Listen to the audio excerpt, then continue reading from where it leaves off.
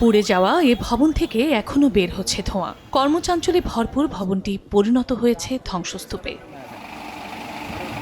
নারায়ণগঞ্জের রূপগঞ্জে গাজী টায়ার কারখানায় আগুন পুরোপুরি নেভানোর কাজ চলছে। কারখানার ৬ তলা ভবন থেকে এখন পর্যন্ত ধোঁয়া বের হওয়ায় তা নির্বাপনের চেষ্টা চালাচ্ছেন ফায়ার সার্ভিস কর্মীরা। সম্পূর্ণভাবে পুড়ে যাওয়া ভবনটি থেকে খসে পড়ছে ইট ও সিমেন্টের আস্তর। যে কোনো সময় ভবনটি ধসে পড়তে পারে বলে আশঙ্কা ফায়ার সার্ভিস কর্মকর্তাদের। তাই ভবনের আশপাশে কাউকে না থাকার পরামর্শ দিয়েছেন তারা। ফায়ার সার্ভিসের চেষ্টায় ১৪ জনকে জীবিত উদ্ধার করা গেলেও এখনো ভবনে আটকে আছেন অনেকেই। দাবি স্বজনদের, তাদের চোখে মুখে এখনো প্রিয় মানুষকে ফিরে পাওয়ার আকুতি। বন্ধুরে কইছে বন্ধুরে বাঁচাও, এলা বন্ধুরে বাঁচাইতেছে বাইর থেকে আইসে রাইতে কই আহে নাই, ঠিক আছে। তারপরে আমাদের নিখোঁজ ফোন দিছে 10টার সময় এরকম, আর ফোন ঢোকে না, ফোন বন্ধ। এরপরে তার এই 2 দিন ধরে খোঁজ পাইতেছেন। তারে হয়তো কোনো সন্ধান পাওয়া যায় কিনা, কিবা যদি এখানে থাকে তার লাশটাও যাতে আমরা নিয়ে নিতে পারি।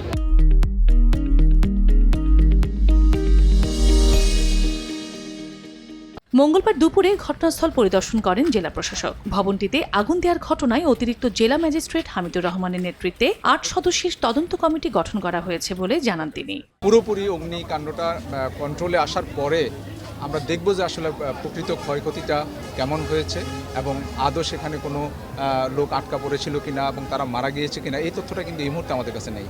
এদিকে কারখানায় আগুন দেওয়ার ঘটনায় আইনগত ব্যবস্থা নিচ্ছে প্রতিষ্ঠানটি। এছাড়া আগামী মাসের 7 তারিখের মধ্যে শ্রমিকদের বেতন সহ সকল পাওনা পরিশোধ করা হবে। আমরা এটা জিডি করেছি এবং কালকের ঘটনার জন্য আমরা কিছু আইনি পদক্ষেপ নেওয়া হচ্ছে। তাদের পাওনা আমরা 1 তারিখ থেকে 7 তারিখের মধ্যে মিটিয়ে দেবো, এই মর্মে তাদেরকে আশ্বস্ত করা হয়েছে এবং ইট ইজ গ্যারান্টিড। এর আগে সোমবার নারায়ণগঞ্জ 1 আসনে সাবেক সংসদ সদস্য ও গাজী গ্রুপের চেয়ারম্যান গোলাম দস্তগীর গাজীকে গ্রেফতার ও রিমান্ডের পর আনন্দ মিছিল করে এলাকাবাসী। এ সময় শত শত মানুষ কারখানার ভেতরে ঢোকে বিভিন্ন সামগ্রী লুটপাট করে ভবনের নিচ তলায় আগুন ধরিয়ে দিয়ে মূল ফটকে তালা লাগিয়ে দেয়। দীর্ঘ 22 ঘন্টা চেষ্টার পর ফায়ার সার্ভিসের 12টি ইউনিট আগুন নিয়ন্ত্রণে আনে।